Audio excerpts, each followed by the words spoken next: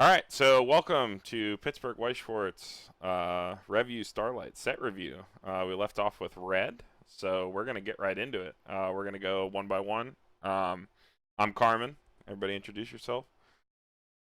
It's Andy. I'm back. I'm Brian. And I'm Tyler.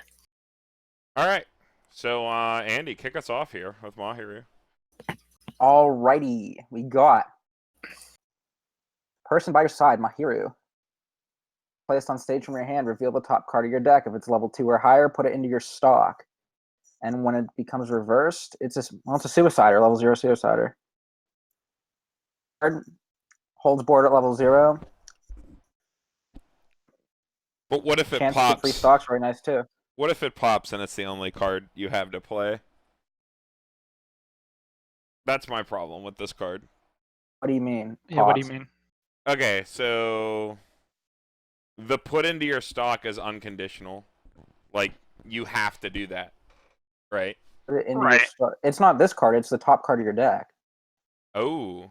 If Yeah, that card is 2 or higher. You so put the level 2 or top higher card into your stock. Oh, okay, never mind. I read this like it was the Asana.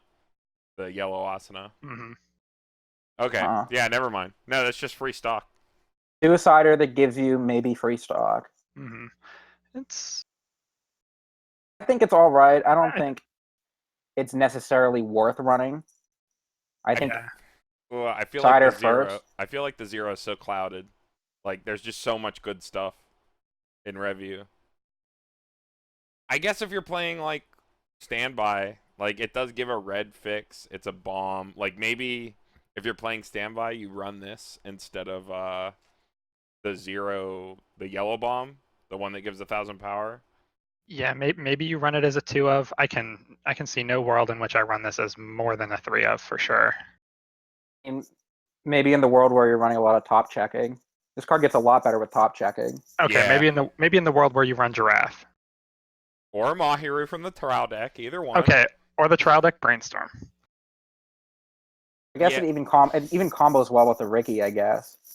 Yeah. Which I think is the next card we're doing. Yeah, I think this card is really good by itself. It is just a reverse bomb, which, you know, gets veiled out by Kaoruko. Just yet another reverse bomb. Yeah, I feel like in a lot of cases this is kind of weak as a beater, and I'd rather run something with a little bit more utility. Yeah, it does just like if you're running the top check engine, it does just give you free stock, which is really important for the Kaoruko finisher, right? Because it's like what That is true. The triple Kaoruko, if you're standbying, for every Kaoruko you standby out, you save 2 stock. So it's 9 stock minus however many standby you hit, which is usually 1. Mm-hmm. So it drops it down to 7 because you still need to ditch the pay 1 and ditch a Kaoruko on climax when you slam it. Yeah. Still, I think this card is good. I'm gonna give this an A. Good card. Free stock is good. Bomb is good. Yeah, I'm gonna give it a B+. I think it's more on the playable side of things. There are definitely things I'd rather run over it, but it's not terrible. I think I'm with you on this one, Brian. I think it's a probably a B+, maybe an A. I think I'll give it an A. It's good enough on its own, I guess, but I think it does require more engine it needs to go with it.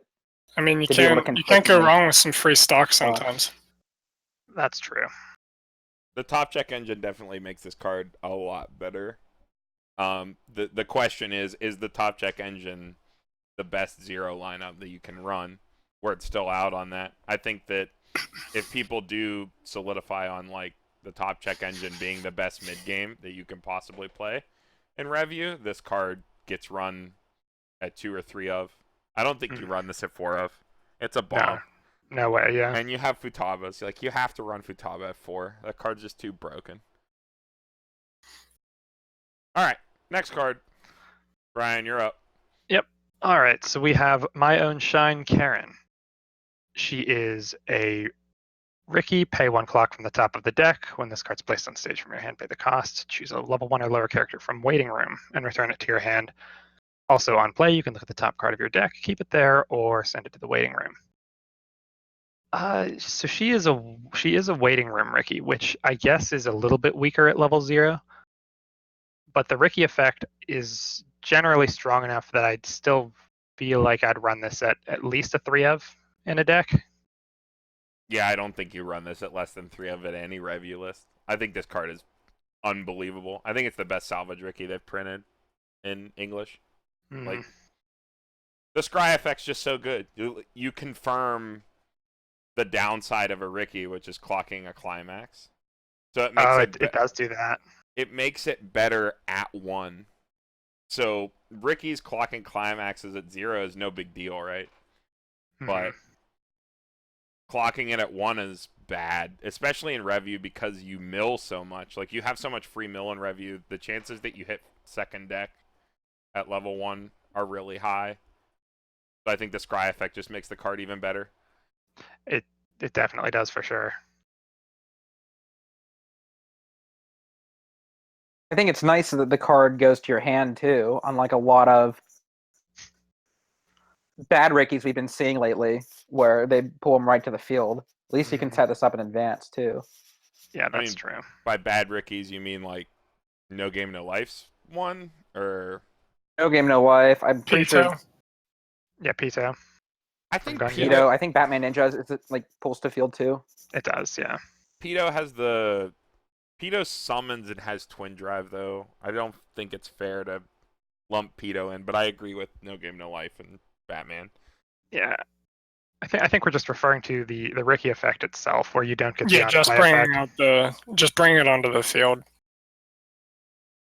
Yeah, I still think this. I don't know. I feel like this card gets run in every Revue deck though, and by virtue of that, it has to be at least an A. Like this is definitely just like an amazing card. Like, we can think of all the ways where it's not that great, but it's just not apt. I don't know. I'm gonna give this S-. You run this in every deck. Like, it is a salvage Ricky. It's not a search. And you mill a lot, so like your deck is less valuable, I guess, as the game goes on. But you have so many things at 0 and 1 that maybe you want to put into your hand that like can get you out of any situations. Like the Claudine mills 3. Like, I can see myself playing this like at level 2 or level 3 to like get myself into my next deck for free because the Claudine mills 3 on its own. Yeah, I definitely think you're right here. I think the thing that I didn't think about when I first read it is that it does top check for its own Ricky effect, which can prevent you from clocking a climax. I think S- it's definitely better than good, so it definitely belongs somewhere in the S tier. And hey, if you want to be fearless, you can do the second effect second. Like, you can do the first effect second, rather. Like, yeah. You can Ricky and then Scry. Or just Scry. Do whatever you want. Or I guess it's Surveil, right? It goes to the waiting room. Yeah. I'd give it an A. I don't think it's quite S. I don't think necessarily a defining card of the set. But I think there is a lot of top check mechanics built into Revue, and it's just the whole package. It lets you remove it. Like, you can do the first effect and then check the next card with Giraffe. So, like, say you slam this down, right? You can do the first effect, then do the Giraffe or Mahiru Brainstorm effect, and then do the Ricky. Like, you can play it down onto the stage, do the top check, Ricky, then do the Scry effect. That's pretty clever. Yeah. Yeah. So I mean, I still don't think it pumps. I don't think it puts it up to an S for me. I think it's words, and I think I'm gonna give it an A+. I don't think it's worth the S tier. I think it's worth a high A for being able to keep a climax away from the Ricky. I just like the way it interacts with all the other top check effects, like Giraffe or the Mahiru Brainstorm. The fact that you can, because all those effects trigger at once, you can choose the order in which they resolve, and you can get really tricky with it. Yeah, that's true. I think what we're discovering here is Giraffe is a busted card. Yeah, Giraffe's so good. Got to take back that F triple minus, Andrew. Yeah, I guess I do, don't I? All right, next card. All right. So this is me. Passion and Shine, Karen Ijo.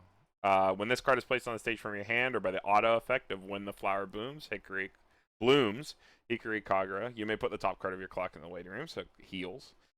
When this card attacks, if the gate climax is in your climax area and Passion and Shine Karen Ijo is in the middle position of your center stage, this card gets plus 1500 power in the following ability until end of turn.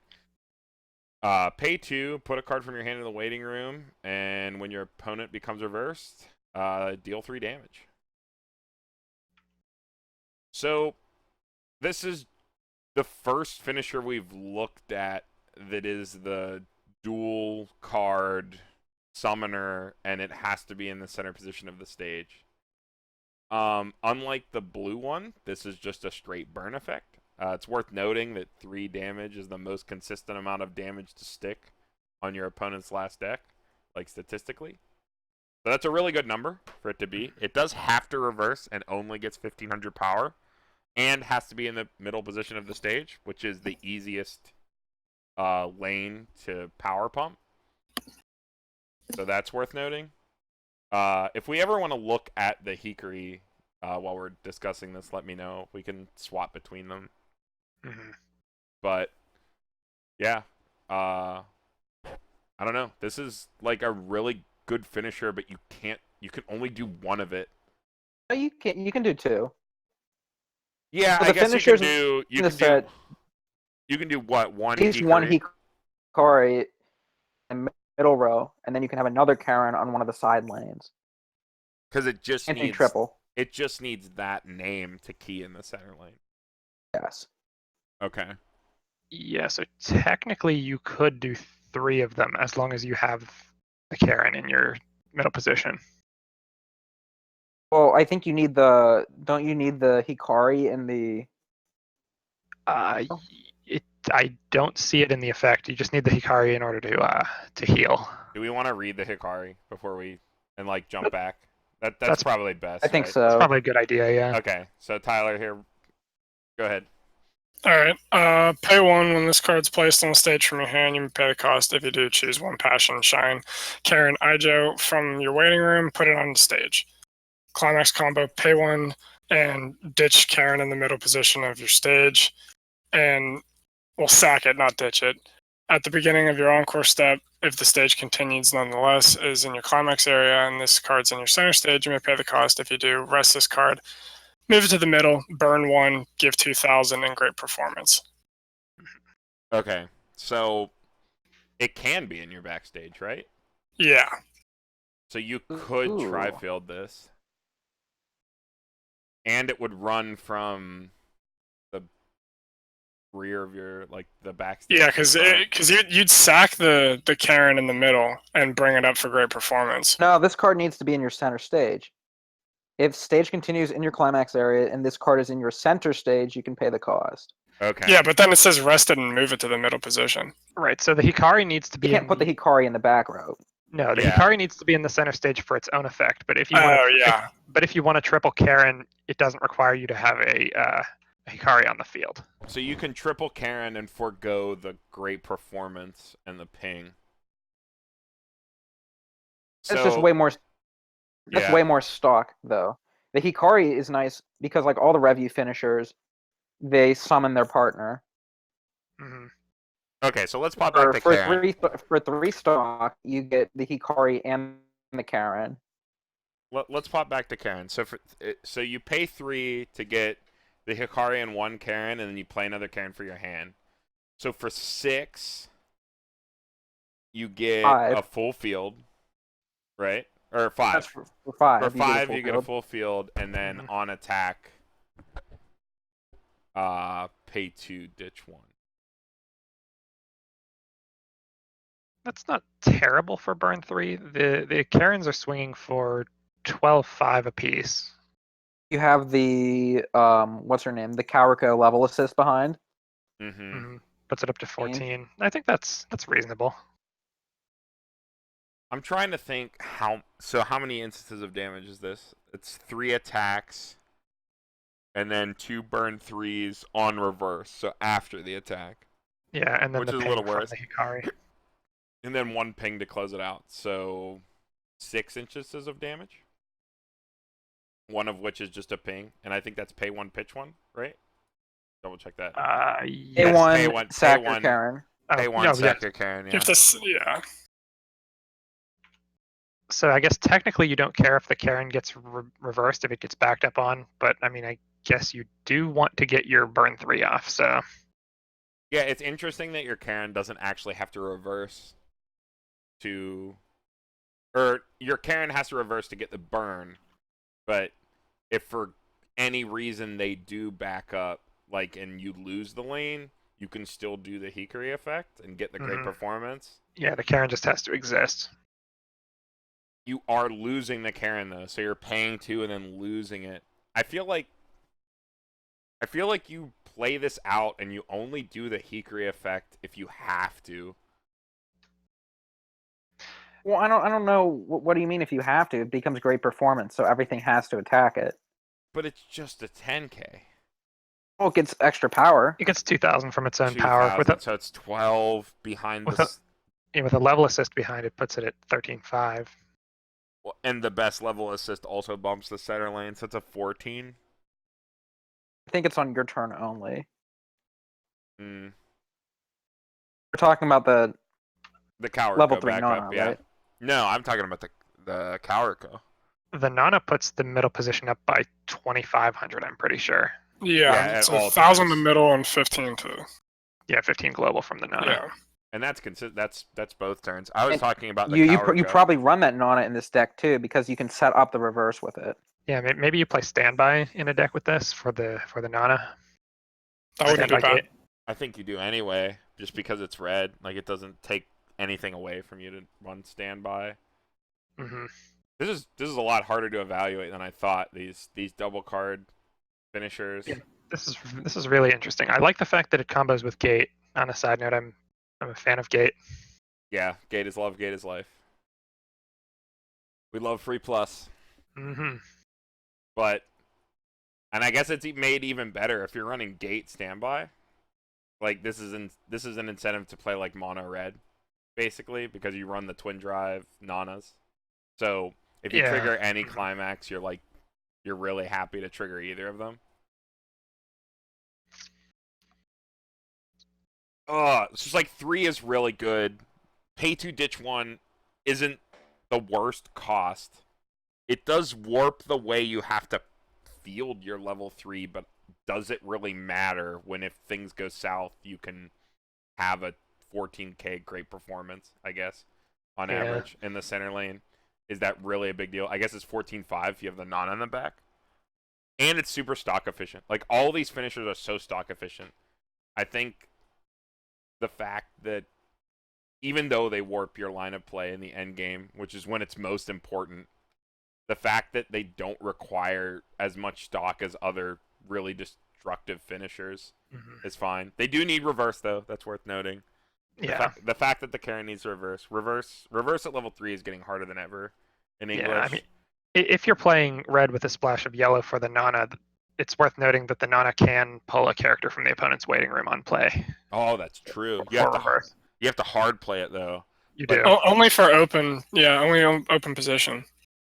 You can't play over something. Yeah, but you have to hard play the Nana at level 3 from your hand and then pay 1 for the effect in order to choose a character from the opponent's waiting room and put it in. Yeah, so that's 3 stock already right there. It is.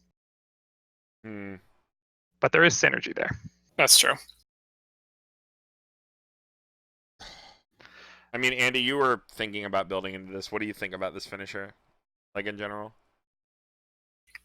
One of the reasons I decided not to build into it originally, it all revolves around the second card. Like, if you want to switch over to the Hikari for a second. Sure. The performance cards, they usually hit like huge power levels or do something fantastic when you get it. Like, look at Reinhardt from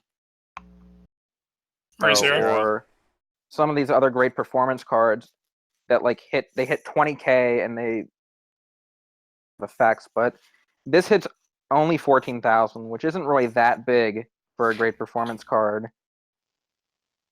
It doesn't really do any. You're making this big body, but even when they're slamming into it, it's not like you're burning them for additional damage or generating any additional value.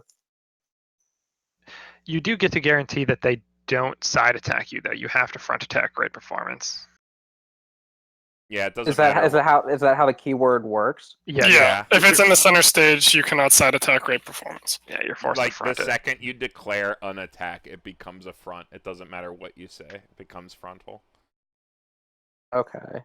Which is, I don't know. That's pretty good. I mean, I think the great performance on this card specifically becomes so much better if you get to 3 first. Yeah, for sure. Because you I think guess about it, like, I guess against other decks like that need reverses, right? Like maybe Bang Dream. yeah, I was gonna say Yukina. Like Yukina hitting 14 is Yukina can hard. probably get over 14, and she can make it so you can't back up either. She can Attack on make it. Titan, What do Mikasa gets over 14. What do you have to do to beat over 14? Yeah, I guess that's the question. What meta decks run what finishers, and how easily do they hit 14,000? You'd have to. Yukina hits 15 if you have the level assist behind it, and then you can't back up. She hits 14 exactly, and then she trades. No, she goes from 9-5 to 11-5. Up to you're up to 14. 12-5, and then the Saya. Oh wait, The no. If you Rainy shroud the can give it Saya, 500. if you shroud the Saya, she goes to 14-5. Yeah. So.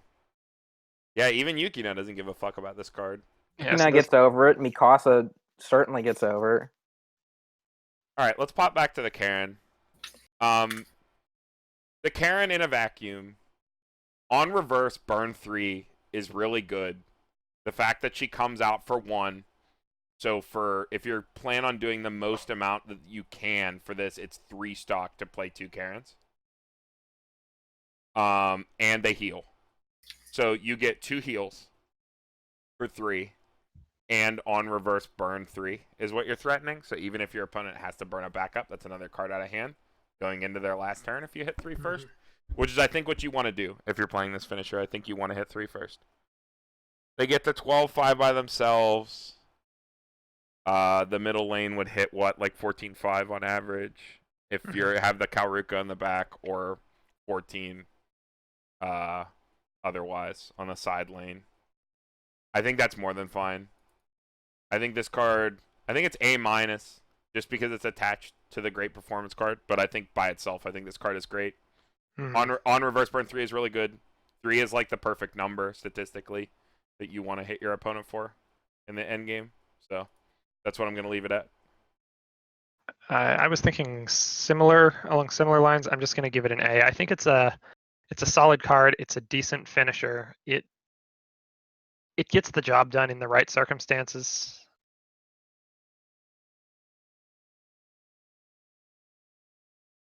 Yeah, I agree with that too. I'm just gonna give it a plain old A. Plain old A here as well. All right. Let's pop over to the Hikari. And then for the Hikari, one thing I really like though about the Hikari, and I guess the Karen too, is that they can work independently of one another. Like the Karen doesn't need the Hikari to burn, and if you read the Hikari row, it doesn't need to be the finisher. So I mean, nice that they can kind of work independently of each other, but yeah, the only thing that requires the other card here is the Hikari Climax combo requires the Karen to be in the middle position. Actually, no, it doesn't even. It just requires a Karen to be in the middle position. It's so easy to get the level 3 with it. It's just pay 1. Yeah. So the Hikari can I would evaluate this card. I think it's.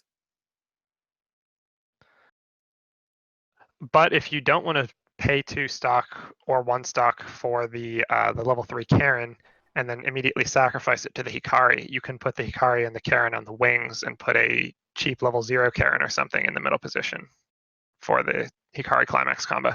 But then your Karen can't burn. Right? Your Karen requires. Oh, it requires. Yeah, it requires that its own Karen to be in the middle. Yeah, so your Karen can't burn at that rate. Oh, switched to the wrong card. Yeah, your Karen can't burn it at that. if you do that. So you can do its own effect by itself. Like, you can crap out the Riki into the center lane and get great performance. I guess that's relevant, right? Because you only need one Hikari to do the end game, right? So if you're holding 2, if you think you can't kill your opponent on that turn, you could play 1 and create a great performance and ping your opponent, like, going into the last turn. That's not that's terrible. It warps your opponent's line of play on their finisher turn. How good is that? Is the question. 12,000 power doesn't mean much. Like 12k. No, it's pretty easy to hit over 12k on level 3. Yeah, most decks, almost every deck I can think of, can easily beat 12k. You do clear a lane, though. So you get an attack and clear a lane. So you play Hikari, like, say, on the left, and you have, like, some shitter Karen in the second, in, like, the middle. You sack the Karen, you move the Hikari over, you rest it, even if Hikari couldn't beat over something, and then it becomes great performance and gets bigger. You clear a lane in going into your opponent's turn. Like, say you're playing against Bang Dream, that's huge. That's one less lane. Or a lane that they can field fucking Kokoro in. But, you know, that's the gamble you take, right? I don't know. I still think the Karen is the better part of this combo. I agree.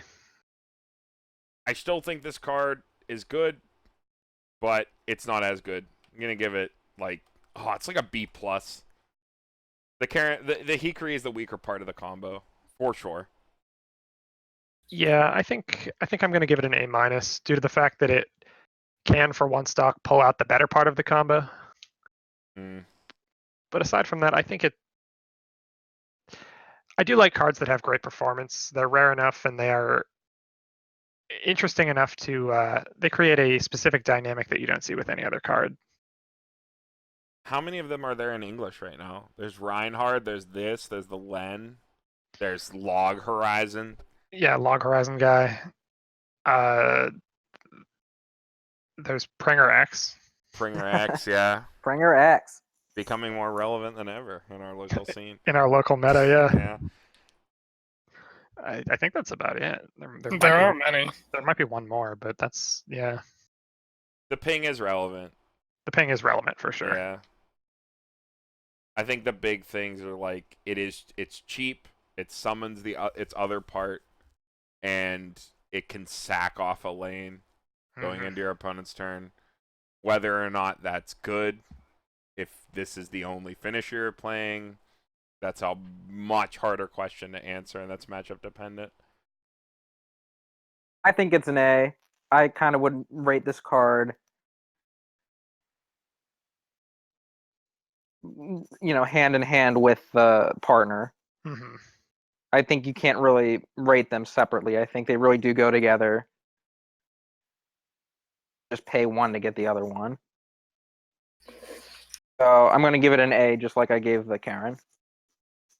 I'm going to give this a A-, because the burn is really nice. It's fun for great performance, and the pay one really gets it to bring out the Karen. All right. Well, all right. Let's move on. I think we've gone over it enough. I knew these double finisher cards were going to be hard to talk about, and we were going to flip between them, but I hope we did it justice. All right, next one.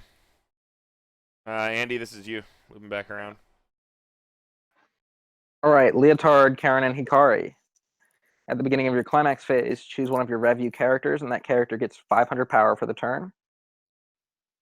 A draw 2, ditch 1 brainstorm. I'm a fan of the draw 2, ditch 1 brainstorms in standby builds. So I think if you're running a standby build, be your preferred brainstorm. Yeah, I think in any deck where you really want to dig for climaxes, not necessarily just standby, this is pretty good. Additionally, I am usually a pretty big fan of cards that allow you to filter your hand, which this does. Yeah. And it pluses you. It's worth noting that I think Revue if you're playing standby and you're running the top check engine, which I think you should if you're playing standby. I think that's the reason you want to play standby in Revue, is the fact that you have all these top check cards that help you basically set up standby even better than Sal does. I don't think you run this Brainstorm. I think you run the Juna search. I think the Juna search is so much better because you can do a bunch of top checking and removing of the card in main phase, and then when you go to your attacks, you get to see the next card. I think that's a lot more powerful. That being, and like, I think that Revue triggers standby better than any deck in English right now. And triggering standby is what makes standby good, not playing standby from hand. Like, Sal gets away with playing standby from hand because it has Amagi. And yeah, that's true. Revue doesn't. It also has the silica that combos with the standby that pluses for free. Hey, Well, this set has its own version of that. Yeah, which is our actually. next card. So I think that's equivalent, but still, I don't think you run this as your main Brainstormer. I think you run this at like maybe 1.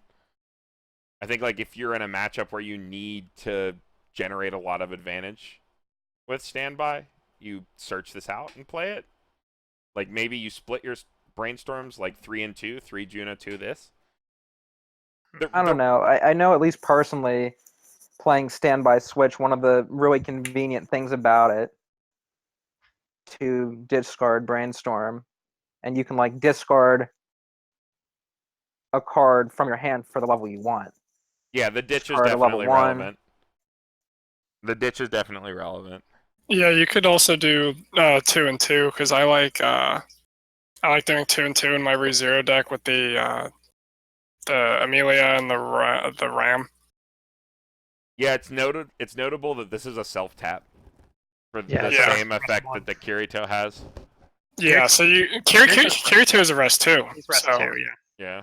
so this is much better. You can definitely pop this in the back row with a Juna, which I think is the Brainstorm you want to run with standby. So I think you do like 3 and 2. You run this card. Also, the Remy effect is great. Like, don't shit on the Remy effect. The just spot 500 power. That shit's so good. And playing Bang Dream for so long, that should have saved my ass so many times. Just plus 500 power. That effect is really good. The fact that you can just give it to anything, it can be off lane, doesn't have to be in front of it. Just give it. It's free. Yeah. I don't know. I don't think there's much else to say about this card. I think this card is niche, but it's very good.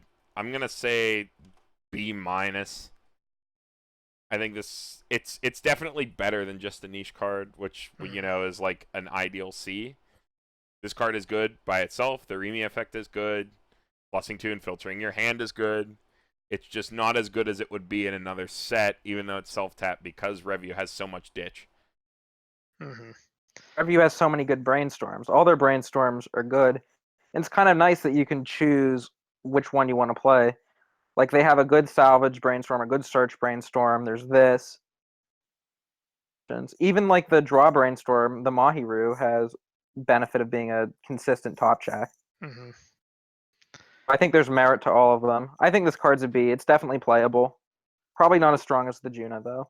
I would agree with the B because I think draw ditch Brainstormers are really underrated, along with it being a rest itself. Yeah, I think I'm going to give it an A-. It's definitely a good card, being a rest 1 Brainstormer. It doesn't quite make it to the high A tier, simply due to the fact that there are better Brainstormer alternatives in the set. But in a vacuum, I think this card standalone is extremely good. All right, move on. All right, so here's the card we were talking about. This is you, Brian. All right, so we have a Climax combo with the Standby. When the Standby is placed on your Climax area, you may return this card to hand. If you do, look at 2 cards from the top of your deck, choose a card from among them, put it into your hand, discard the rest, and then ditch 1. It has an act, rest this card. All of your other Revue characters get 500 power till the end of the turn. So one thing to note that in comparison to the Silica and Sword Art Online, this card does not plus you. It filters your hand. You do net 0 on play, unlike the Silica, which nets 1. It Yes. hits. But yeah, it doesn't plus you. That's pretty big. Yeah, if I were running standby in a deck, I think I would almost prefer to run it empty over having this card in my deck. That's what most people are doing. Most people aren't running this card. And I can see why. It doesn't plus you. It can grab anything. It can, like, I don't know, one of the best times to play a standby from your hand is going into your finisher turn. So this does help you get your climax, I guess. That is true. Yeah, like it's definitely true. Like if you're playing this into what, Calruco, like playing the Futaba from hand doesn't make any sense anymore, right? The one that draws Right. 2. Yeah. So I guess this fulfills a similar role where you put it on the stage, you pop it through your hand, you look at 2, you try to find your wind, and then you put the Calruco in the spot it was in.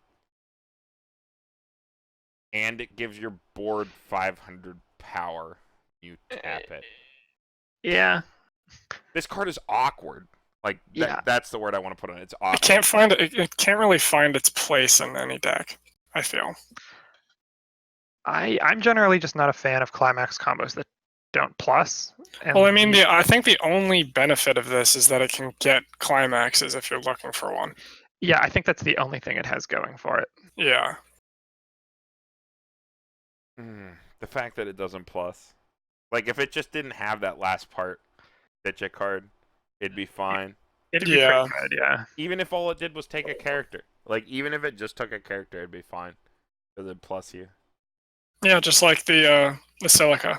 Yeah, the fact that this isn't Silica. I wish this was just Silica. Mm-hmm. But it's not. I think I'm gonna give it a D. Yeah, Ooh. I think it's bad. I agree. I think that's harsh. I think it's solidly niche. I think it's a pick for if you're running standby, but your 0 lineup is already so tight. I think it fulfills... Well, like Brian said earlier, you could just run empty standby instead of running any of these. I think that just wastes cards in your deck. Yeah, Revue has some really good utility zeros that I would almost definitely rather have in my deck than this. And that being said, you do want to trigger standby, not play it. And what's your reward for playing it? You don't quote unquote +2 like people refer to Silica being, where Silica is, a net +1, but she pops herself, and you can play it again and do the surveil effect. Whereas this doesn't do that at all. It has a really bad second effect. Yeah, I don't know. I'm gonna after saying all that out loud, C-. C-. Niche, but I think it's playable. Man, I really thought this card was Silica when I first read it. And I'm a bit disappointed. I'm gonna give it a D+. Alright. Next one. My Own Shine, Hikari Kagura. If your stock is 2 or less, this card gets 1,500 power, so it's a 3,500. This ability activates up to 1 time per turn. When this card becomes reverse in battle, put the top card of deck into your waiting room. If that card is level 2 or higher, rest this card. I like this card. Yeah, this baby. Swimsuit Megamine, but not as good. Yep. Swimsuit Megamine with a stock requirement. This exact card exists in Gun Gale as well. Green. Or wait, is this mill the card? Okay, so it is mill the card. So you do get to mill the card, which is better than just revealing it. Well, until it mills a climax 100% of the time, but whatever. Yeah. It's notable that it's a 2K the second you're not at 2 or less, or if your stock is 2 or less. So, I guess that makes it. I mean, if this were in a standby deck, you'd be running a lot of 2s and 3s, so there could be more of a chance for it to rest itself again. Yeah, I agree. If this has a place, I think it's in standby. Yeah, the fact that it can be 3,500 in your side lane, because your middle lane is it's definitely Futaba. It's almost always that Futaba, yeah. Futaba's broken. 4K 2 soul. It has to be in the center. But this is a really good card to sit. Like, I don't know. You run out this Nifutaba and you have a 3500 and a 4K, and your opponent's best line of play is to like tie your 4K at best, maybe hit over it, and like swing for 2 in the side lane. You definitely plus on field. Yeah. If you're running like a heavy top end and like you would in a standby deck, this card gets a lot better. And by itself, I think it's good. I don't know what else there is to say about this. This effect is just good. It sucks when you mill a climax, but you know, at least you milled it. Yes, be solidly playable. I would agree. Yeah, just a B for that. B's across the board. All right, next one. You, Tyler. All right. When it's placed on stage, you can pay the cost, pay 2, and ditch 2. If you do, search your deck for up to 2 Revue characters, reveal them to your opponent, put them into your hand, shuffle your deck. It gets 3K until the end of the turn. I didn't know it got 3K. 5,500? Yeah, this card was my draft MVP. I feel like 2 stocks a lot. I would like this card a lot better if it was just a normal pay 1, discard 1, search 1. It's like playing 2 even though drop you're getting a searchers. double search. Yeah, it's like playing 2 drop searchers at the same time. It is unique, though. How often do you really need to double search, though? It goes to When 5,500. When every card in your hand is a climax. Think about this, though. Exactly. Okay, so say you slam this card on a turn where you need to find your climax combo, and all you have is the climax. You play this, ditch 2 cards, and it's a 65. And you find your combo. Oh yeah, setting up for a level 1 combo and finding 2 copies of it is actually. The fact that it's empty. The fact that it's not empty in your side lane is true. It can hit over. Yeah, it gets probably up to, most level 1s. It gets up to 65. So 65 is pretty strong. Yeah, just like the fact that it's not empty in your side lane is, I think, what makes this card relevant. Like, yeah, pay 2, ditch 2 is really steep, but if you have this card in your climax, and like you sack into your climax and that's it, this card is a 1 card, like, level 1 combo, you know? Outside your climax. And it's unique. Like, I don't know of any other deck that has access to this. I don't know if it gets power, but there is a darkness in Konosuba that's pay 2, ditch 2, search 2. Okay. Of course Darkness has it. Darkness has all the effects that, like, you don't all the see weird stuff. Deck. Yeah. What were we talking about today? We were talking about, like, an oversize that runs to battle. And I was thinking of, like, oh, what else do you have to care about? Because I was playing Andy's IMAS deck. And I was like, oh, what else do you have to think about that has this? And it's literally just freaking Darkness. It's Darkness, yeah. Yeah. But yeah, I don't know. The 6,500 in the side lane on Climax play is, I think, what makes this card relevant. Because, like, think about why Spaghette's good. She swings for 2 soul in the center lane. And this doesn't have to be your center lane. This can be anywhere. It's a steeper cost. But it could reverse something. God forbid you played at 0. Yeah, seriously. Yeah. Should get 3,000 power till the end of your opponent's turn. That would be broken. God tier. It's worth noting that most Revue decks are also running mill and salvage instead of search, and this is like the only drop searcher in the set. So you want to search your deck and you're running a combo that you know, salvages. Like maybe okay, so think about it this way. Say the second set does come out in English and there is a salvage like climax combo that's pretty good on like a gate. I think this card goes straight in that deck. You only need 1 of these. You have one, like you run 3 of them, you have 1 in hand. You slam down 2 in this card, clear their whole field, say go. That's really good. I guess how many of these would you run in a deck? I think I'm having trouble. I think I'd run like a max of 2. Yeah, definitely not more than 2. Yeah, 2. I mean, 2 to 3 is like standard for drop searchers, right? Unless the effect on them is broken. I think the only This is like a super drop searcher. I think the only decks that are running like more than 2 drop searchers are Bang Dream, because Kokoro swings for 2. Yeah, but Kokoro's stupid. So Yeah, Kokoro's dumb. It's hard to evaluate any card matched up to Kokoro when you're talking about a drop searcher profile, because Kokoro's just fucking broken. hmm I think I'll give this a B. Yeah, I think this is a B minus. Like, it's really strong. It gets stronger if there's a good salvage effect because it does pull from deck. That effect doesn't exist yet. But still, the fact that I love the fact that it clears a lane. That's so good. Yeah, I'm gonna give it a C plus. I think it's still a little bit on the niche side, but there are definitely cases that could put it over the line into playable territory in the right deck. I think I gotta agree with Brian on that one. I think it is more on the niche side of things. 2 is a really price to pay early on in the game. It is a lot. A lot to ask, but it gives a lot. Yeah. It's like even though this is C plus, it's like definitely a good C plus. This is definitely really playable. Mm-hmm. It's, again, I think it's worth noting that this effect is really unique in English.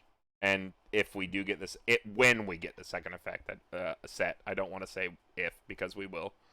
I think this card stands a real chance of seeing a lot of play. All right, next card. All right, this is just your generic 2K backup. A tier. Evaluate. A. I think to evaluate backups, you really have to take the context of the set into consideration. Backups are a lot better in a set that can wall, obviously. Mm-hmm. How well does this set wall? And is a backup really applicable? I mean, depending on the deck, you have the Nana level 1 that gets to 6K, which I think might be the best case for a backup level or on a level 1 wall. Either that or standby. I think this is probably really good in the standby builds where you're hitting 100. Mm-hmm. I don't know. I think the typical, at least in the meta, 8-win build, the Futabas are definitely weak on swingback, so I don't think backups very far on that list. Yeah, I don't think you can ever go wrong with a couple backups in a deck, though. They always come in handy. I think I'm with Carmen here. It's a solid good card. It's a typical 2K backup. 2K costless are always good. Mm-hmm. The fact that you have a standby strategy makes it even better. I mean, it's no Asuna, but nothing is. They'll never print that card again. Splittable 2K, yeah. Yeah, those cards don't exist anymore. I'll give it a B. I think 2K backups are really good, but I don't know if backups are really that worth running in Revue. I mean, I'll give it a B plus.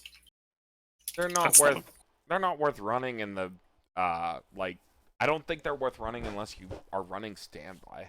Like, the standby builds need backups to hold board because they invest in board. That's all they do, right? I feel like this would only be good in standby. I feel like normally just level 1 2000 backups just clutter your deck. I ended up getting rid of my Reinhardt backup in ReZero because it just cluttered my deck. I was running this originally as a 3-of in my Nana build with the 6K Nanas that Brian was talking about, and it just felt kind of when you're using 2K backups in something like Sword Art, right? You have additional effects popping off, giving additional power. I think Kontai is the same way. Whenever you use act abilities, you get more power. That's like their whole thing, is act. Really destructive and really powerful in those decks.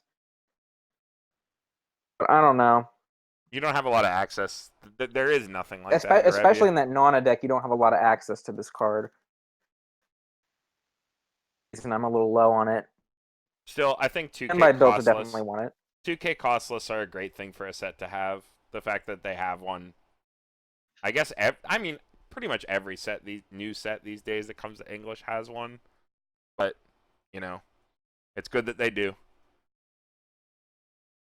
All right, next card. All right. Yep. All right. Rebirth Shine Hikari. It is a 1/1 5500.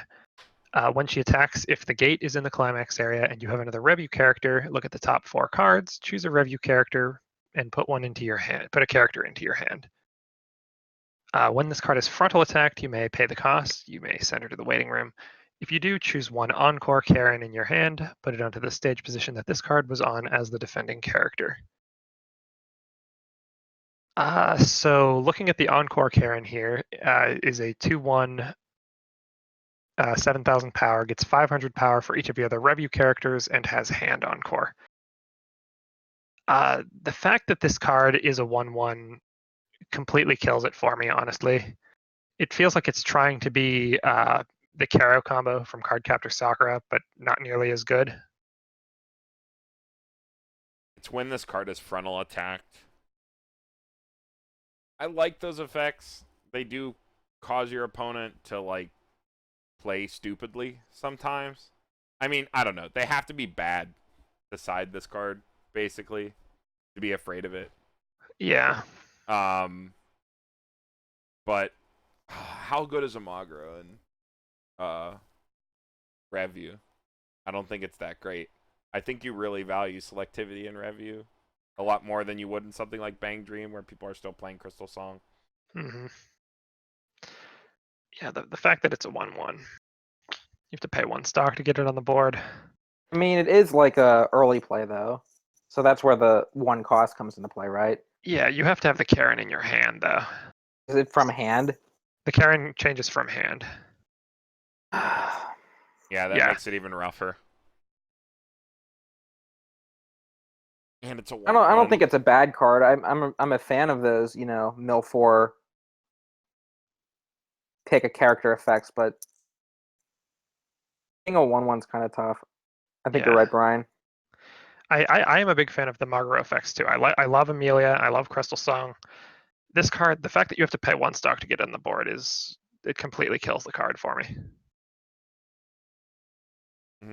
I don't know if you run this even in the Hikari Karen deck. I think you run Standby instead. It's such a cool card though. Yeah, it's unique. It changes. Maguro is on interactive. The fact that it's a 1/1 and it has to come from hand. That's what kills this card. Yeah, combo off of gate. It does combo off of a gate. Okay, I was going to give it a C-. I'm going to give it a C solely for the reason that it combos off of gate. Biased. I love gate. Gate is great. I also accidentally clicked VS Code. Oops. There we go. All right. Yeah, I'd say it's a C. C-. I'll give it a D+. Yeah. Yeah, this card is bad. Should be a D. It's just not good. Requires you to have things at hand. Like, what's a similar card that changes? The fact that they have to be frontal attacked, if your opponent really does care about, Oh, yeah, that's true. They won't even be able to... I guess that makes it a plus. Like, the fact it threatens to get the combo off again. The fact that it gives your opponent something else to think about in the mid game, unlike the other cards that change on frontal attack. I mean, but you need it in hand, though. Yeah. Go into endgame, yeah. Ugh. So in addition, Tyler, you're running 8 gates if you're playing this card. I hate gate. You're also milling 4, so you're not going to hit gate as often, which is like the entire point of a Maguro to lessen the chance that you hit climaxes on first deck and you refresh clean. Like the entire reason people choose to run Crystal Song over something like Cosme that requires your stars to be engraved. Yeah. I'm gonna keep this at D. Yeah, I'm keeping it at D+. I think the card's bad. I think it's unique. The change is cool. It bothers me that the change has to be from hand. That's what gets me. For a 1/1, you'd think it'd be able to come from waiting room. Especially, that would be so cool. If it came from waiting room, you mill the card off, right? You tri-fill this, you pay 3, you plus 3. So you pay 3 stock, plus 3 from the Magra effect. You have 12 cards to put the Karens in waiting room, and then you can threaten change. But then again, the point of a Magra is to race to your next deck. So... Yeah. I think you really want to. You need to really want to run 8 gates. Otherwise, it's just probably not worth it. Yeah. I think you might even be better off just running empty gate over this combo. Wow. I don't know about that. Maybe you don't run this. Maybe you don't run the change. I mean, but at least the Magro effects. So the reward for running this and the Hikari Karen combo is that you're 8 gate and you have a cost efficient finisher, quote unquote. But you have to spend stock in the mid game to do it, and you have to run a bad card. you have to run a 4 of a bad card. Yeah, I'm changing my grade. This card sucks. Yeah, big D. All right, next card. All right, hey, it's Silica. You have 2 other Revue characters plus 2,000 power encore, hand encore. Yeah, Silica's good. Silica's good. Good standby target. That's all I have to say. This is your level 1 standby target. If you're playing standby, you run 3 or 4. For some reason, you're running blue. You run 3 of this and 2 of the Juna that we talked about from the Trow deck, because that card's an 8,500 in the center. Otherwise, you run 4 of the red one, and you call it a day. It's Silica. I'll give it an A. It's yeah, good card. A minus because it only goes in standby, but good card. That's true. Silica's good. I think I'll just keep it at A for just being Silica though. Yeah, A is fine. Also, both of them. That's worth noting. It's Karen and a Mahiru, if that ever matters. I don't think it does. Yeah. Does anything care about that? I Oh, don't. no one think cares so. about Mahiru. Yeah, no one cares. Mahiru sucks. She's dumb and her hair is dumb. We hate Mahiru. All right, next card. Oh, you, Tyler. All right. Another standby target. This character gets 500 power for every Revue character and hand encore. Yeah, so as far as standby targets go, does Revue have a 2/2 standby target, or is this as good as You you do get? have a standby target at 2/2. Isn't this the card that combos with the Hikari we just reviewed? Oh, possibly. Different. Yeah, no, it's the same one. Different art though. Yeah, different art. Man, I'd be really mad to pull that SR in my Oh, deck. that is an SR. Yeah, the SR art was on the other slide. Mm. I mean, this card itself isn't that bad. I think being able to change into it would be cool, but the changer sucks. Yeah, running this card on its own feels extremely budget to me. But it's not a terrible card if you don't have much else to work with. But in a situation where you have access to all of the other cards in the set, I don't think I'd run this. I'd rather just play the 2/2 with 2 souls and not hand encore. Yeah, because at least you get 2 souls for the beater. I think that's the big problem, right? Is like standby has always struggled to keep up with soul damage. So if you're gonna say that your standby target at 2 is a 2/1, yeah, and then it lacks the last soul. Yeah, I think that makes this card bad. Another D. I think this is a straight D. Only playable in decks running. The Hikari, Yeah. Yep. All right. Yep. Next one. To you, Andy. Alrighty. Mahiru. It is an early play if you have 2 or less climaxes in waiting room, and when you play her, you look at up to X cards in your deck and choose one where X is equal to the number of Revue characters you have. You know, I kind of like that. I'm not really a huge fan of play healers. I kind of like to come down and help draw me cards, or just into something else I can play immediately. I like it. I think it's a pretty good early play. Yeah, it doesn't feel terrible. The fact that it replaces itself in your hand is a big enough deal that I'd consider running it. And you get to look up. You get to look up to X cards. It can be 4 or 5 cards, and you can even take climax on it. This card's really important for the meta build for getting into your win consistently. I think this card's really good. The 10k early play, and it looks at 5 cards. Get you your. How many would you guys run? I run 2. I think 2 is a fair number. 2 or 3. I think probably 2 would be best, probably just because the 2 or less climax is hard to get. If you miss it, then you can't early play it anymore. Yeah, I mean, it's no Armin, right? I mean, that's the reason people play Armin, but Armin also has other broken effects. Like, they play it to get into their thank you. You play this for a similar reason. It's just not, backer card. However, in the meta deck, you don't care about having a back row support at all. So it's better that this is, a beater. I don't know. Looks at 5 cards, gets your wind for Kaoruko. Card's really important, and it's splashable. You're running some number of Karen Rikis anyway. No matter what deck you're running, you're probably running a couple of the Mahirus at 1 because that card's really good. Really easily splashable in almost any deck. And a solid early play that looks at cards. Card's good. Big A. Solid A for me. I think that's going to get a big ol' A from me, too. I agree. A's. Big ol' A. 2 or less climaxes. I don't know. That you can miss it, but you have to try really hard. I mean, I think that's one of the more consistent early play conditions. I don't think it's as good as a clock condition, but I think it's like the 3rd best, because then there's also the one where you just have to have a full field for the early play. Yeah, that one's just free. That one's free, yeah.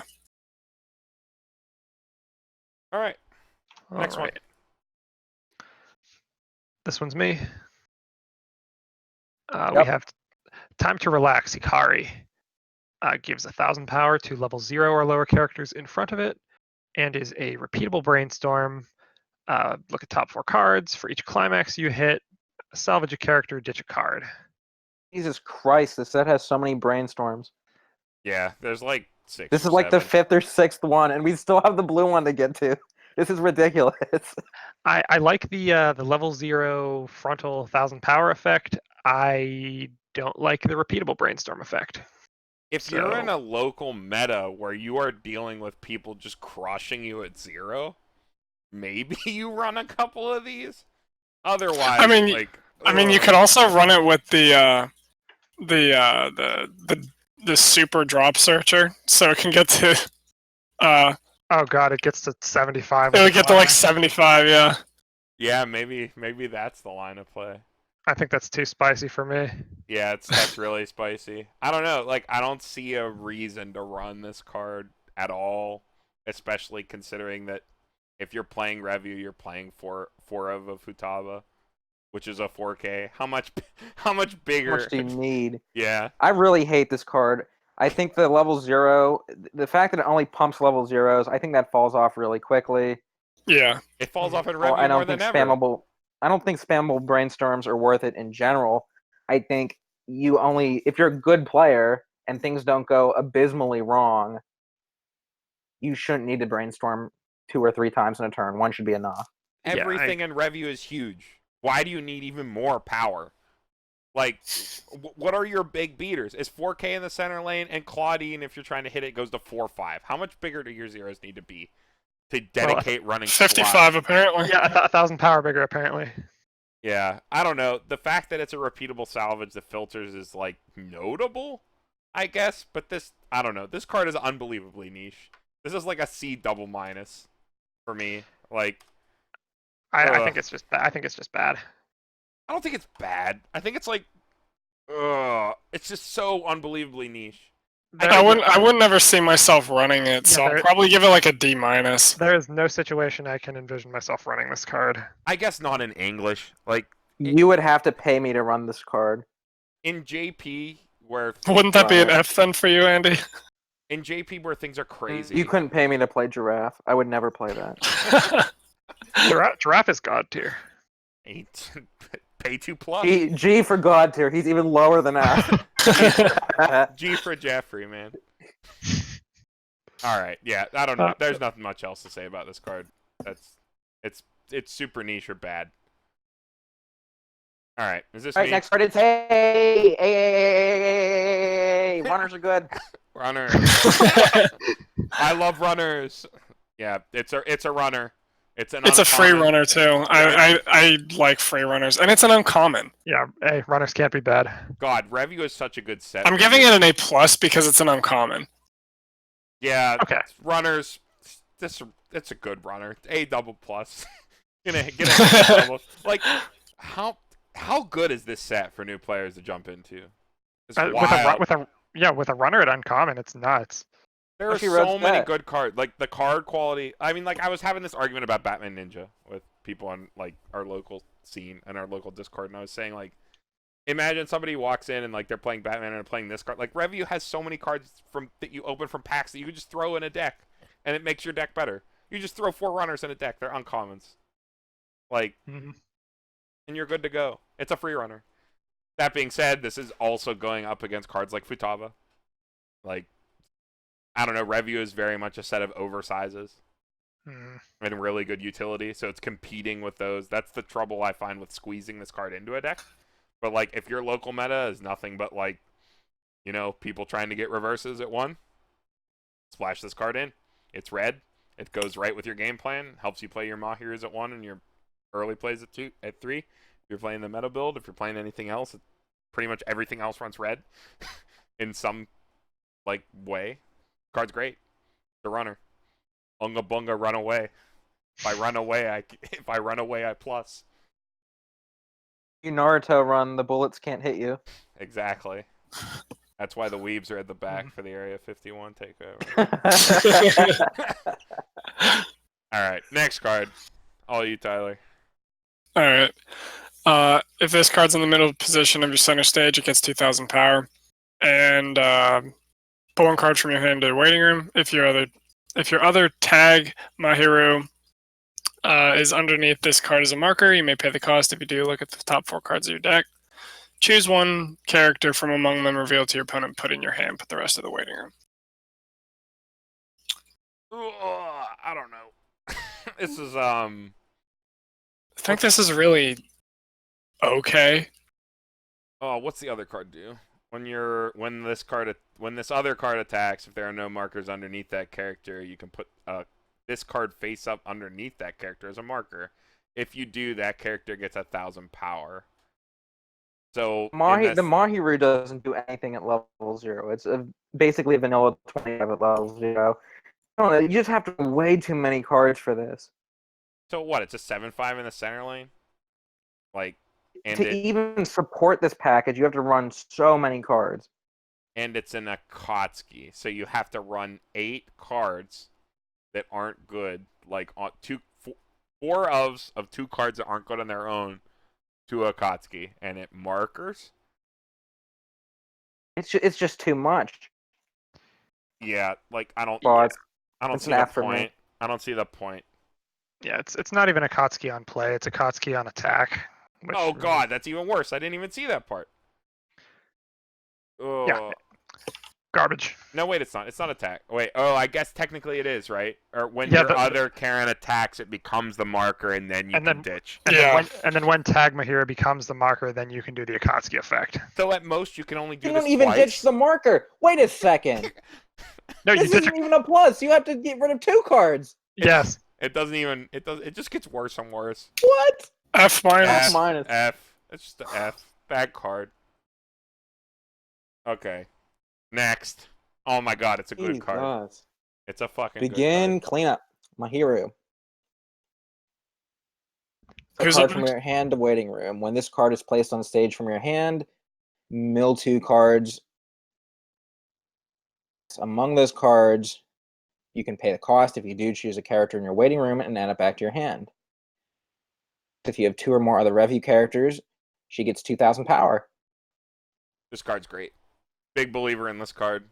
It's not as good as Betty, which is just a costless plus when you hit a climax, but it's a 6,500 that mills. So you get a mill first, and Yeah. then if there's a climax, you can choose to pay the cost. When I read this card initially, I thought you had to pay the cost first, but Yeah, you get the mill free. You mill Just you get mill a mill first. And then- 2, and it's a 6,500 attacker. I think it's pretty good. I like it. I don't hate it. Yeah. This It card is seems, super good. It feels amazing to play. Like, it's just one of those cards that's like, oh, I get to like filter and salvage for free, and you're already throwing a billion cards in your waiting room because you're slamming Claudines and God knows what else. I'd probably run this as like a 2-of. I run it at 4. I'm gonna be honest. I run this at 4 in my meta build, and it does work. Like, unfortunately, it's a Mahiru, but this card is great. It would be a lot better if it was a Hikari, but you know, it's a Mahiru. Yeah, I know it seems underwhelming when you read it, but when it does hit and it's just milling 2 for free, it feels great. Like, you just throw it down, you grab something, it swings for 65. Like, better than a lot of things do these days for free, with like a basically free condition. Well, 2 or more Revue characters. If you have a back row, it's a 6,500. That's true.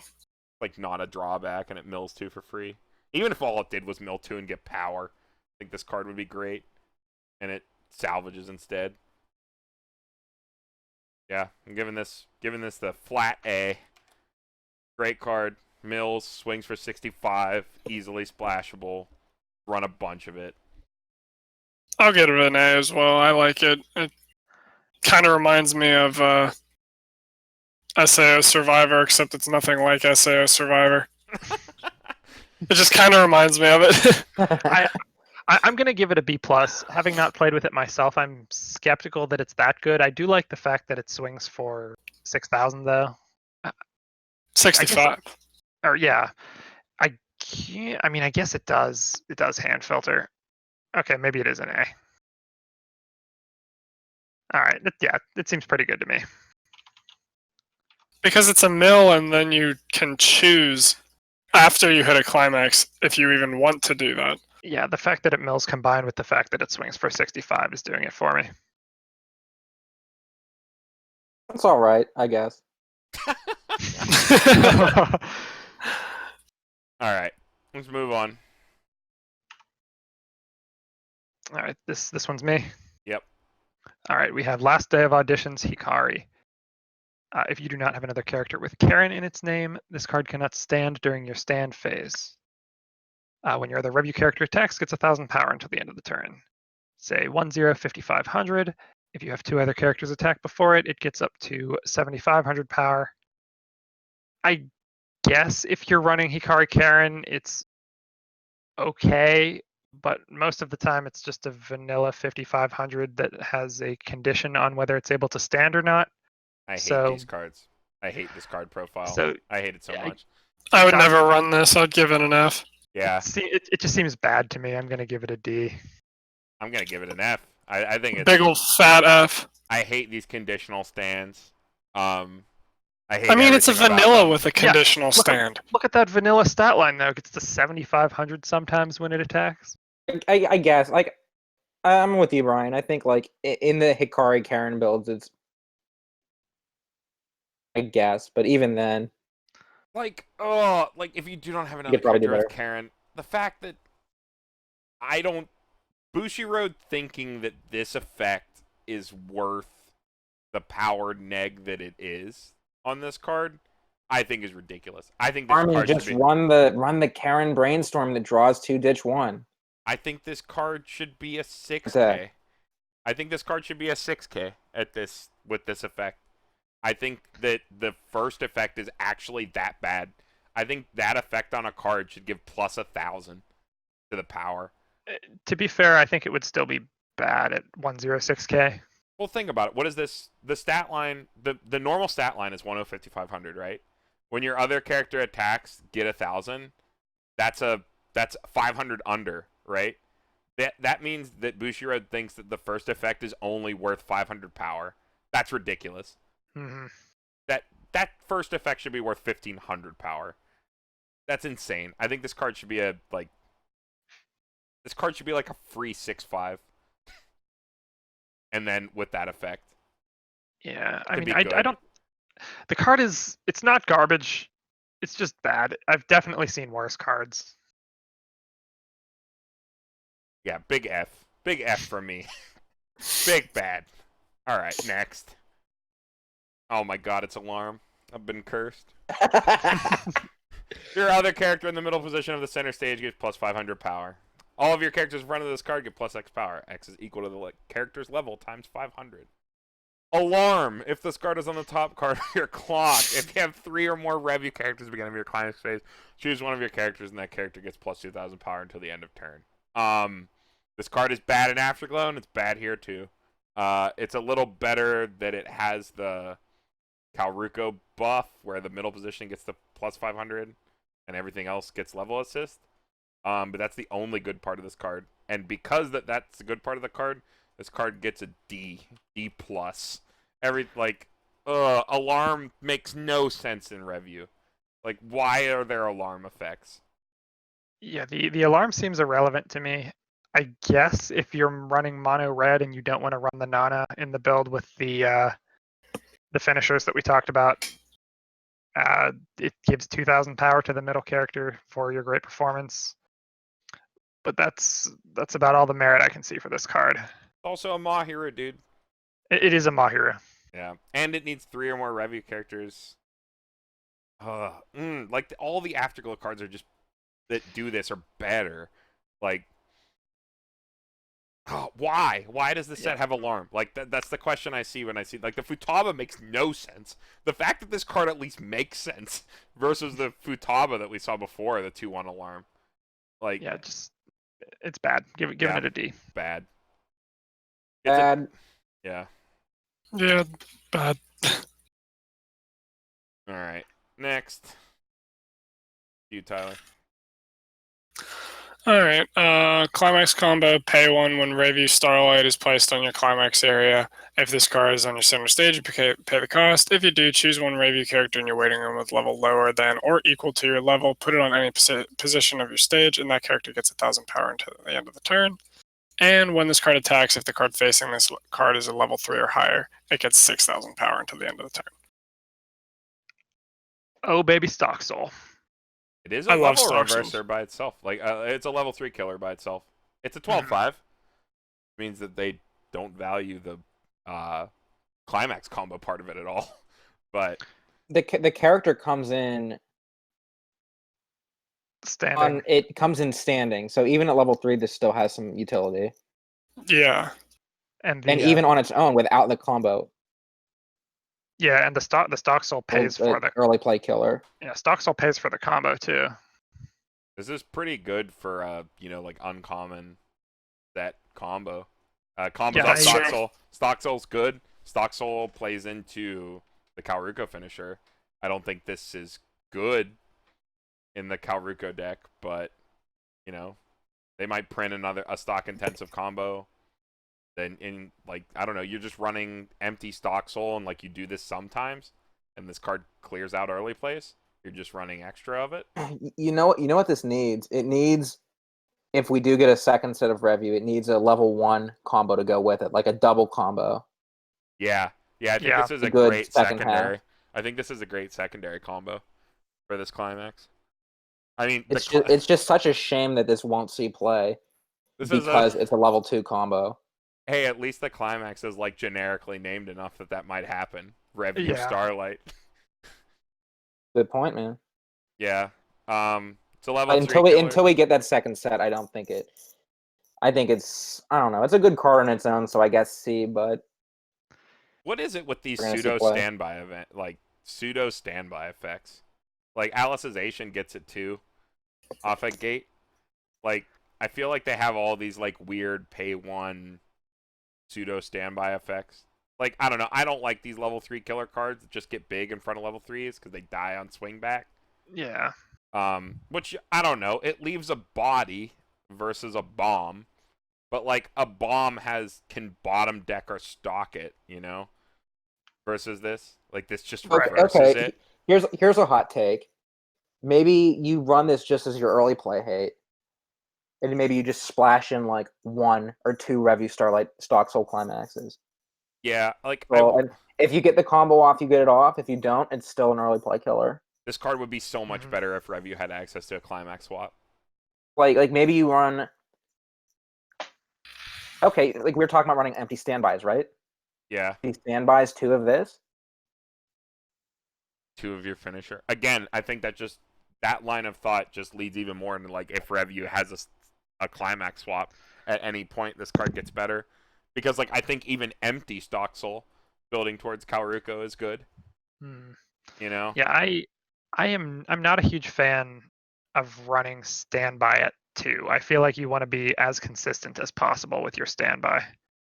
Unless you're just running 2 standby just to randomly sack into stuff.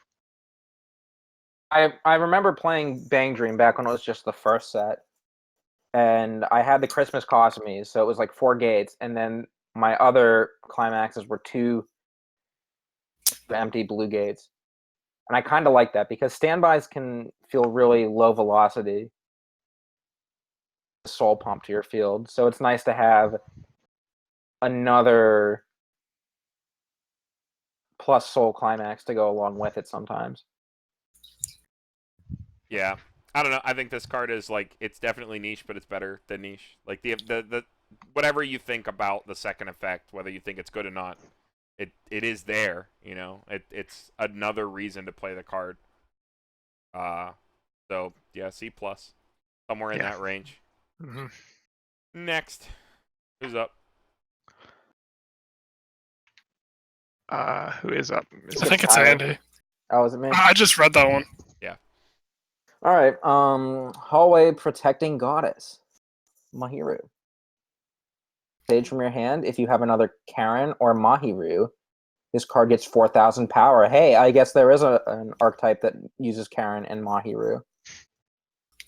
Cards are better than we gave them credit for. And the second ability on the card, one of your other standing Karens or Mahiru, during the card is placed on stage from your hand. When you reverse with it, you can pay the cost. If you do, search your deck for a Karen or Mahiru and add it to your hand. If you're running like a Mahiru Karen deck, I guess. I guess you're running a lot of Mahiru. If you're running red, you're running a lot of Karens and Mahiru anyway. But Mahiru. Yeah, I mean Mahiru that does definitely hit it down a little bit. You Pay want one, 11K rest a when you standing play it. character. I don't like that cost. Pay 1, rest a standing character. Rest one of your other standing characters. So it can't even be. You can't even like just throw this in the back row during the turn of this card. I guess yeah, it has to reverse. It has to reverse. You search. It's a costless search, quote unquote, or climaxless search. Yeah, climaxless search. You do have to pay 1 for it. You can rest a character in the back row for the effect, at least. What Karens and Mahirus in the back row do you run? You run a Riki in the back row. Yeah, you run the Mahiru Brainstorm or the Karen and Hikari Brainstorm. I guess this is a card that cares about both of them being on the card because Karen's on it. Oh, yeah, I don't see a place for this outside of like a Karen and Mahiru like Lesbo deck. I mean, it's not a waifu deck, right? It's both of them. Like, come on. Like, the whole point of this set is that every character is gay for someone else. I mean, that's true. Yeah, I don't know. I think it's niche. If you're running a Mahiru Karen deck, I still think it's bad. Purpose. Yeah, I don't even think it's niche. I think it's just bad. Like, I don't like this card. It does search without a climax, but again, I don't see a deck. Like you said, Andy, I don't think there's a deck that this gets. Don't discourage all the Mahiru fans out there. They deserve to know that their card is niche. Yeah, I don't think there's much else to say about this. It does go without a climax, though. So if you're doing something bad like a Karen Mahiru deck, because you don't know how to pair Karen, like a bad deck. You don't know how to pair Karen with a better girl. Then I guess you run this card. All right, next. Speaking of cards that go in a Karen Mahiru deck, not this card. Double F minus. Yeah, garbage. We already talked about this. Not going to talk about it further. It's bad. Yeah, bad card. Oh my god, it's vanilla. Next card. New roommate, Karen Ijo. She has no idea what's going on. You know what? Vanillas are pretty good right now. I'll give that an A tilde right there. Yep. Basically an oversize. Yeah, basically oversized. Yeah, it's free. No drawback oversize. I mean, S tier, clearly. Yeah. This is a great card. It's red. It's got Barrette trait. It's a Karen. So you can rest it in the back row from the 2-1 to search in your bad pairing deck. This is the perfect candidate for a Karen Mahiru deck. Yeah. Great It card. is just bad enough to go into that deck. This is eh. This card gets it's not an A tilde, it's an eh. One of those, yeah. Alright. Is that it? You got anything to say about this, Andy? Next. Alright. Next. All you. Tyler. Alright. If you have 2 or more other Revue characters, this gets 1,000 power. Your other character with Karen, its name, in the middle position of your center stage gets the following ability: Continuous. This cannot be chosen by your opponent's effects. You know what I really hate about this card? I wish it was a Karen that gave the Shroud ability, because then it would go really nice with the Great Performance card. Yeah, if it was Shroud. Backwards and doesn't work. Because it'd be a level 1 that swung for 55. Like, so, okay, vanilla with an effect that was relevant in the late game. So you didn't have to feel bad about putting it in your deck. But, okay, so the Karen does, it has to be in the center, right? You need at least one copy in the center. So it gives your Karen and the finisher hexproof. But that doesn't matter at all. It needs Shroud, like you said, Andy. It needs to give Hikari Shroud for the Great Performance turn, I think. Oh, yeah, that's another. Well, then it'd be giving itself, like, the whole thing with Revue is that the Hikaris give the Karen effects. Then the Karens don't give anyone effects because she's the character that everyone else is paired with instead of being the character that gives someone else something. No, I mean, that's Like- what I was saying, though. I wish this card was a Karen that gave a Hikari the effect. Oh, no, Karen can't have this effect because she's the top. Right? I mean, come on. That's how this whole set is designed. But yeah, no, I agree. The fact that it's not Shroud. Hexproof doesn't mean much. It means, like, I don't know, I guess you can't even give the great performance. Megumin doesn't care about great performance, does she? She just doesn't give a shit. No, she just chooses someone. Yeah, she just kills it. So if this had Shroud, you could put this in the middle, That's correct. and it would be a really good. It could actually be a really good counter to Konosuba. Yeah, Because you clear your front row, you just have one big Great Performance card that their Megamines can't hit over with Shroud, and they ruined my dreams. Yeah. It's just like, I don't know. This card isn't going to save you from Brandon's triple Megumin clock shot fiesta, and that makes it bad. Yeah, 99% of the time this card is a vanilla 5500, and vanilla 5500s are bad. Yeah, I agree. D. Throw some D's on that. D-. Missed potential. Next. The Promise Tower, Karen Ijo. 105k, cannot side attack. She gets +1 level and 1500 for each marker under her. This card's battle opponent, you may put the top card of your deck face up underneath this card as a marker. It's Berserker, but a lot cuter. And at level 1. Isn't this exactly what Panda Nico is? Panda Nico is a 1/1 6000 that gets 1000 power for each marker underneath it. This is yet another draft all-star. Yeah, this card was insane in the draft. Yeah, like you drop this card by itself. I feel like draft. We've been referencing the draft that we've done a lot, and I think it's because it really helped us view a lot of these like cards that you don't see play in like actual decks a lot, like sort of like how good they are like by themselves. This card by itself is like a win condition. Like, it's honestly not terrible. It gets to 65 on one reverse. So if you hit level 1 first and you kill a level 0, it's actually in a pretty decent spot. and you're threatening 85k on backup, which is nothing to sneeze at. That like ties married life climax things. People don't want to lose their characters. Like if you were threatening that going into someone else's climax combo, they'd choose to swing into another lane. They'd leave Oh, this for sure, and yeah. then leave a character that you can farm again, and then you're at what? You're at 8 level 3. 8,000 level 3, yeah. It can't side attack. Who cares? Side attacking is This for card, chumps. this card isn't Rem. Yeah. Like I'm just imagining the nightmare scenario. First with it, yeah. you put a climax under it. They swing into it. You back it up. Another climax on top. Yeah. It's Yeah. just too. It's too risky for me. Oh, the fact that it can put climaxes under it that you can never get out because your opponent can't reverse it. It's not a choice. It's a you have to. You may put the top card of it face up underneath it. Like unless you top card of your deck on your opponent's turn. No, it says you may, so you don't have to. You don't have to, but how do you know what the top card of your deck is during your attack phase? You don't. I guess. Yeah, because you've already triggered it. You have no way of True. knowing. Mm-hmm. Yeah. Yeah. I don't know. I think this card is super interesting. The fact that it can get to super high levels and live if your opponent in that situation I described where your opponent is dumb and doesn't tie it and get their plus. Like you're threatening 8,500 on their backup. And like it'd be like, oh, the best I can do is tie it. I just will side it or something.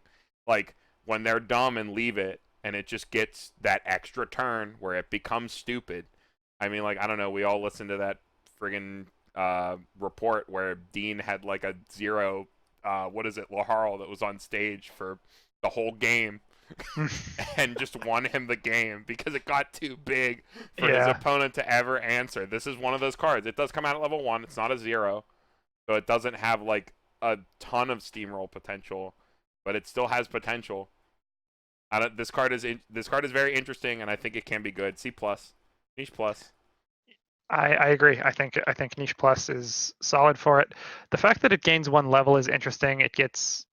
If it somehow starts snowballing out of control, it does get obliterated by early play hate. But I do like the design of this card a lot. The fact that it starts at 5 is good. That's like buffable, you know. It's not like I feel like when you go below 5, you're beyond the range of ever reversing anything relevant in English. Yeah. But yeah, this is fine. Yeah, I'll just give it a C+ as well. It's fun. It's unique. But in a serious deck, I think the blowback potential is just it's just too cute of a card. It is adorable. It is. Seriously, I just don't think I could ever put it in it.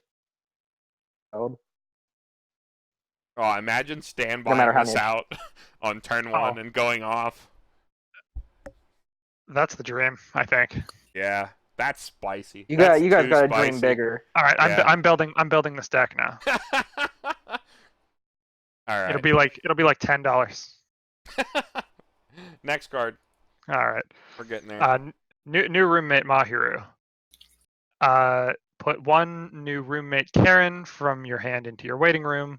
Look at 4 cards from the top of your deck. Choose a Karen or Mahiru from among them. Reveal it to your opponent. Put it into your hand. So this card combos with the vanilla. So you have to ditch exactly the vanilla. It Akatsuki's, but you have to ditch exactly the vanilla. Yes. So if you're playing a bad Lesbo pairing deck, you get to ditch a bad card to maybe get a better card, and it's only a 500. I don't know who you're kidding. All of the Mahiru Karen cards are bad. Yeah, F, bad card that combos with a bad vanilla. It's only a 5. I think this would be fine if it got power when you did it. Like if it went to 6. But like maybe ditching a vanilla from your hand if you're playing it in the sense of vanilla's an oversize is like that's ridiculous. That's saying like I won't play my oversize, quote unquote, because I want to ditch it to a Kotsky next level for this 5K. Like I think it's actually, and here's my reason why. All right, hit us with it, Andy. 3Ks are basically oversizes. But you have to hold it in your hand. You can't even play it. Okay, so you run a playset of these 3Ks. They're basically oversizes at 0, and when you get to, later stages of the game, you can cash them in for a free Akatsuki effect. I'm being completely serious. Like, in my Yuna Sword Art deck, it actually works really nice. A 3K that has extra utility later in the game. It makes it a lot more playable, in my opinion. No, bad card. F triple minus. I still don't like it. I might bump it up to an F plus just for that flavor text. That's why I added the plus. The fact that it's Nani twice. Ugh. Man, I feel completely discredited there. But it's just like... I still believe in myself and my opinion on that one. This card's just too rough, and it's a Mahiru. Like, yeah. Ugh. All right, is this me? Next card. This is you, yeah. Yeah. All right, 2/1 level assist. When you put this card on the stage, draw 1, pitch 1. This card's boring. How many level assists does a set need? A lot. I feel like the Bushiroad sets have more than average. Like, original Bang Dream had a lot too of level assists. Yeah, Bushiroad sets maybe. No Game No Life only has like 1. They have the level 1 back row, right? The 1/1. Yeah, the 1/1 Sora yellow. with the climax combo. Yeah, I don't know. The second effect's pretty good on a level. Draw one, ditch one's good. Yeah, it's a super vanilla level assist. Yeah. Like D minus. Bad.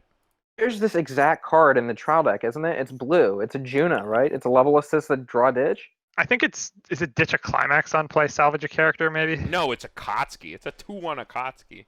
2/1 pitch a card Akatsuki. Oh, It's better than this. Yeah, Yeah, level assist that's a lot Akatsuki better. exists. This card's bad. Yeah. Like, Not it's red. Carico. Why would you run a level assist that's not Carico? Why does nothing key off Beret?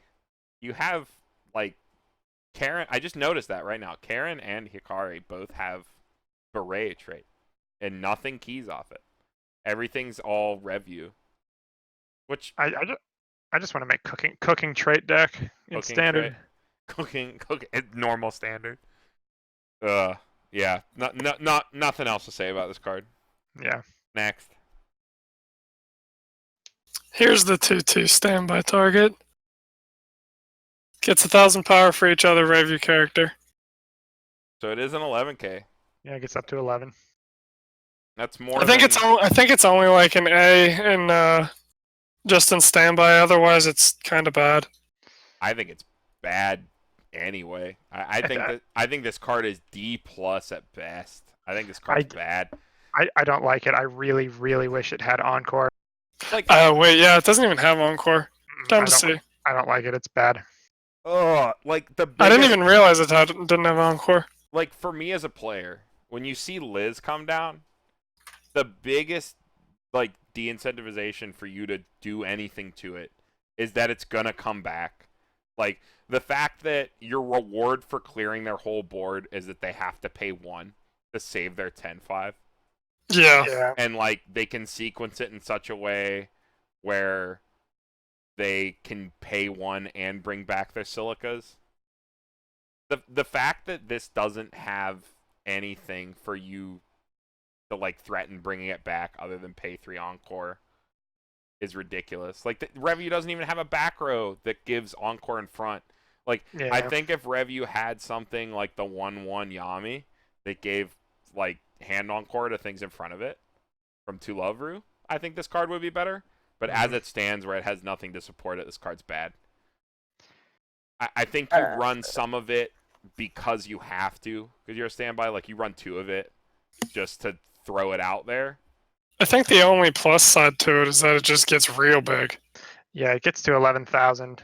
Liz only gets to 11.5, so clearly that effect that lets Liz save herself is only worth 500 power. Yeah, the fact that Exactly. it only gets to 10-5, makes this card bad. But yeah, I think it's the problem where you just don't, like, if your opponent clears this, you're like, okay, you got rid of it. It's not like in the other standby decks where you get to say, oh, well, I do a thing if you try to clear my big thing.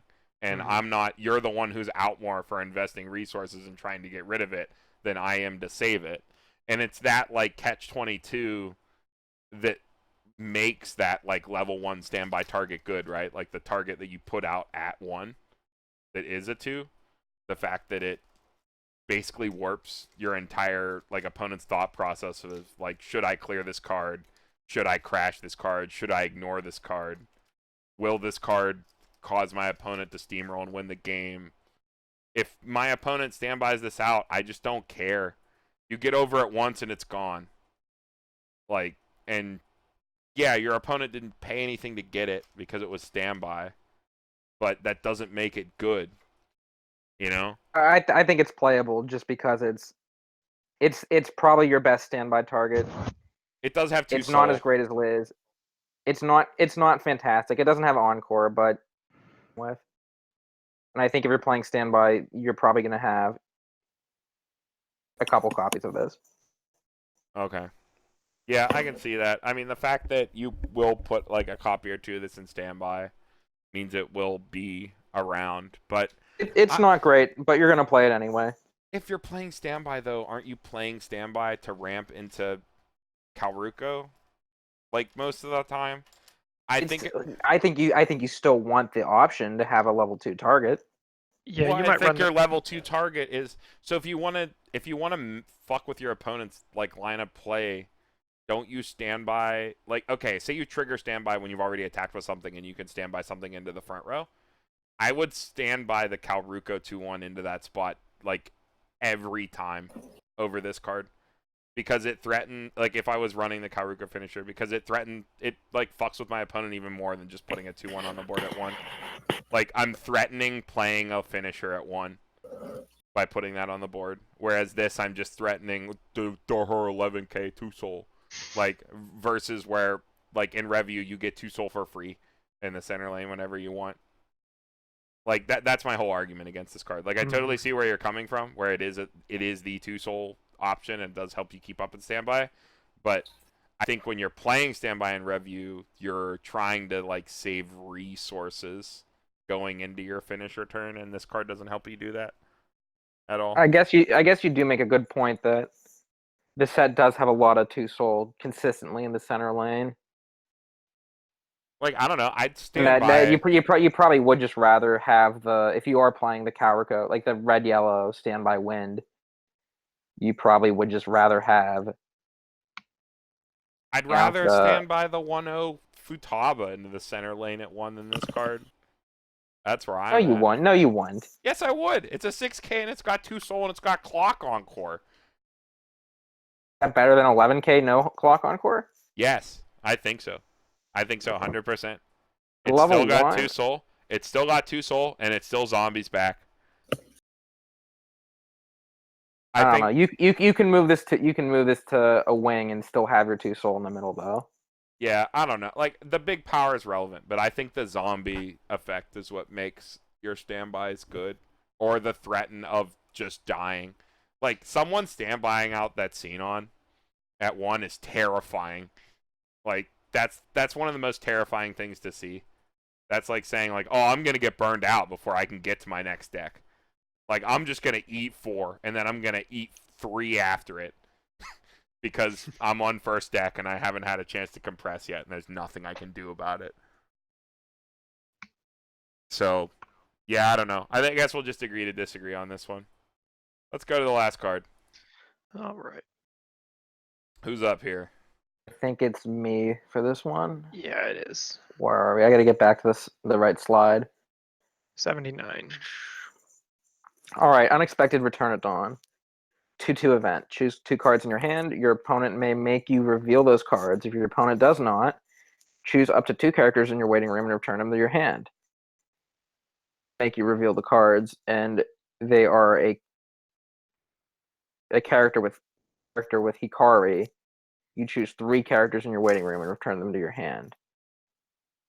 The cards are not Hikari and Karen. Choose 1 character and return it to your hand. So it's a little bit of a gamble. So if your opponent rejects that you reveal them, You just get 2 cards. you get 2 cards. If they don't, you mill 3. If they so if they reject to have you reveal them, You salvage you just 2. get 2 cards back. Mhm. If your opponent does make you reveal them and you reveal a Hikari and a Karen, you get 3 cards. If you didn't reveal a Hikari and a Karen, Then you get 1. considering you're probably only playing this in a Hikari and Karen deck, you're probably just gonna get 2 cards because they want to make you reveal. I like the Yeah, most flavor of- text. We ran out of money. That's the only reason they came back. Because they had to be with Mahiru. Yeah, so this is it's a It kind of 2 sucks. it's just a 2/2 event, salvage 2 most of the time. Otherwise, Only good in it's the a salvage Hikari Karen 1. deck. Yeah. So It's like rock paper scissors in No Game No Life, but not quite as good. So if you're playing Karen and Hikari, you can threaten. You can just 2/2 for 2, right? And if you're playing some sort of mixed deck, and one of the 2 cards is Karen and Hikari, or wait, both of them have to be, right? You have to have a Karen and a Hikari in your hand. You have to have 3 cards, 3 specific cards. You threaten with it, and you either get 2 or 3.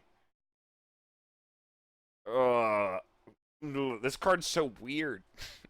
Like, It's 2 stock for a +1 most of the time. I really don't like it. Yeah, Yeah. it just seems it's like a big gamble for way too much stock to get your finisher. yeah. And it's a 2 that you can't play this at 1. You can't, like, say you're running the Karen, like you're either running the trial deck combo or you're running the double rare combo that we already like basically went through and said wasn't as good as the trial deck combo. Mhm. You can't play this at 1. It's like the same problem with the trial deck event where you can't play it at 1, and that's why it's just like not even considering worth playing. I'm with Andy. D minus. Yeah. I mean, unless you really want this for your Karen Hikari deck, it's not great. Just don't see the point. All right. Any more thoughts on this card? No. Mhm. All right. Well, that's red. Yay.